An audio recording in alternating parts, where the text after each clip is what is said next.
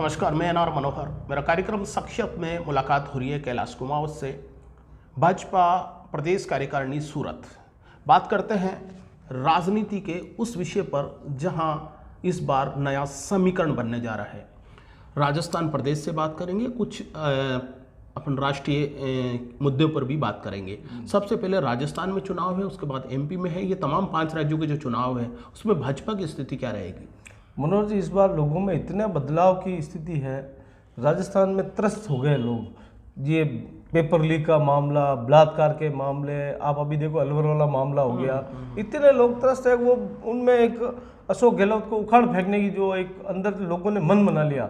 और इस बार first class हम तीनों चारों राज्यों में हम हमारी सरकार बनाने जा रहे हैं नरेंद्र मोदी जी के नेतृत्व में। एग्जिट पोल कह रहा है एमपी में आपको कुछ डाउन बता रहा है, छत्तीसगढ़ में बता रहा है, राजस्थान में तो खैर फाइट बता रहा है। ये क्या है, ये एग्जिट पोल का कुछ? एग्जिट पोल तो हर बार आपने देखा ही है, पिछली बार भी ये बता रहे थे और हमने फर्स्ट क्लास सरकार बनी है हमारी। तो एग्जिट, अब आप रिजल्ट आने दो ना, रिजल्ट पे आपको पता चलेगा एग्जिट पोल क्या होता है। एग्जिट पोल राजस्थान का तो रिवाज है कि एक बार बीजेपी एक बार कांग्रेस, तो इस बार तो नंबर तो बीजेपी का ही है। तो इस भ्रष्टाचारी सरकार है। लोगों को ये लग रहा है कि अब हम गलती कर दी और इस बार नहीं, अगली बार भी आप देखना भारतीय जनता पार्टी की निश्चित सरकार बनेगी और लोगों में एक बदलाव की भावना है। अब ये जो परंपरा 23 में राजस्थान में सरकार बनने जा रही है भाजपा की 100% साहब 150 प्लस आएंगे, हम लोग 150 प्लस आएंगे।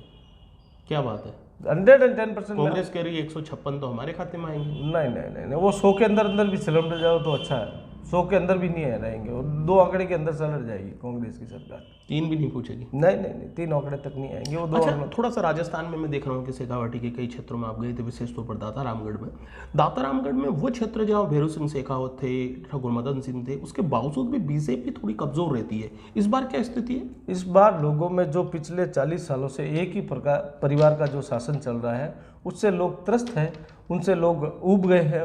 और जो उन्होंने जो वादे किए थे पिछले, मैं हर गांव में गया हूँ, जैसे बाय गया, दाता में गया, आजू बाजू के जितने अपने ये खाटू श्याम जी गया हूँ, तो वहाँ से लोगों से जनरली हम गांव ढाणी मैं पिछले 7 दिनों से घूम रहा हूँ। तो वहाँ लोगों में एक ऐसा उन्होंने मन बदल लिया है कि इस जो 40 साल से जो इनका आतंक है उस आतंक को खत्म करना है और इस बार भाई गजानन जी को हम विजय बनाएंगे।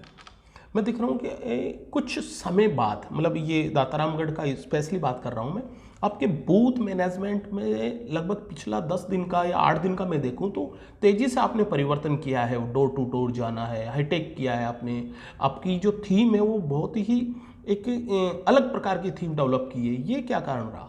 ये हमारे पूरा मैं श्रेय दूंगा हमारे प्रदेश अध्यक्ष श्रीमान CR पाटिल साहब को। ये जो पूरे हिंदुस्तान में जो पन्ना प्रमुख है, बूथ प्रमुख है, ये हमारे प्रदेश अध्यक्ष श्रीमान CR पाटिल साहब ने चालू किया है। तो ये लोगों तक डायरेक्ट घर तक जुड़ने का जो एक जरिया है। मंडल अध्यक्ष हो गए, मंडल अध्यक्ष के बाद में बूथ प्रमुख हो गया, बूथ प्रमुख के बाद में पन्ना प्रमुख हो गए। तो पन्ना प्रमुख जो है उनकी हमने पहले इनकी मीटिंग ली, फिर पन्ना प्रमुखों की मीटिंगें ली। तो लोग हमारे साथ हर एक घर ढाणी हम लोग जाके हर एक आदमी से डायरेक्ट कनेक्ट कर रहे हैं। और जो वो उनका जो रिव्यू हमको जो मिल रहा है वो इतने खुश हो रहे हैं, भाई साहब आप इतने दिन कहाँ गए थे, हमारे को कोई पूछने वाला नहीं था। अब पन्ना प्रमुखों में भी एक जोश आया है, मंडल अध्यक्षों में भी एक जोश आया है। तो उनका बैकअप लेने वाला कोई नहीं था इतने दिन यहाँ पे। आप गुजरात से, सूरत से राजस्थान आ गए और राजस्थान में उस सीट पर काम कर रहे हो जहाँ भाजपा कभी नहीं जीती है। मतलब D श्रेणी की वो सीट बता दी थी, उसको आप S श्रेणी में बदलने के लिए दिन रात मेहनत कर रहे हो। क्या लगता है कि परिणाम तो निश्चित तौर पर आपके पक्ष का जाएगा? मैं आभार व्यक्त करता हूँ श्रीमान CR पाटिल साहब का कि जिन्होंने मेरे जैसे छोटे कार्यकर्ता पर विश्वास जताया और मुझे दातारामगढ़ की सीट दी। तो मैं उनको इनाम के तौर पे ये विजय श्री घोषित करके दूंगा। क्या बात है। अच्छा, थोड़ा सा देश की बात करते हैं। नरेंद्र मोदी जो आपके एक वो लीडर है जो पार्टी को दुनिया की नंबर 1 संख्या के आधार पर बना दिए, उनका नेतृत्व के रूप में। जी। क्या लगता है कि एक ऐसा करिश्माई नेतृत्व, एक सशक्त नेतृत्व देश में, देश के साथ साथ भाजपा को भी मजबूत बना रहे? ये देखो, मैं सबसे पहले भी आपको बोला था और आज फिर बोलता हूँ कि भारतीय जनता पार्टी कोई पार्टी नहीं है, ये एक परिवार है। और ये जो पद है ना, ये ठीक है, गरिमा है। बाकी हमारे एक परिवार की तरह हमारा जो संगठन है वो एक परिवार है। और परिवार का एक मुखिया होता है, एक चाचा होता है, एक ताऊ होता है, तो इस प्रकार हमारे भी पद है। तो इसमें कार्यकर्ता जो है ना, वो सबसे बड़ा, जो हमारे यहाँ जो सबसे बड़ा जो जिसको महत्व दिया जाता है वो कार्यकर्ता को दिया जाता है।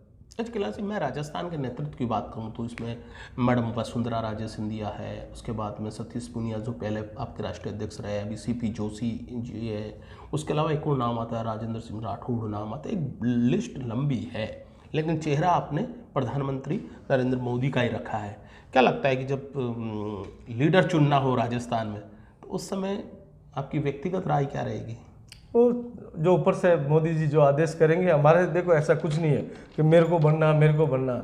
हमारा जो आज घर का जो मुख्य जो डिसीजन लेगा वो सबको मंजूर होगा।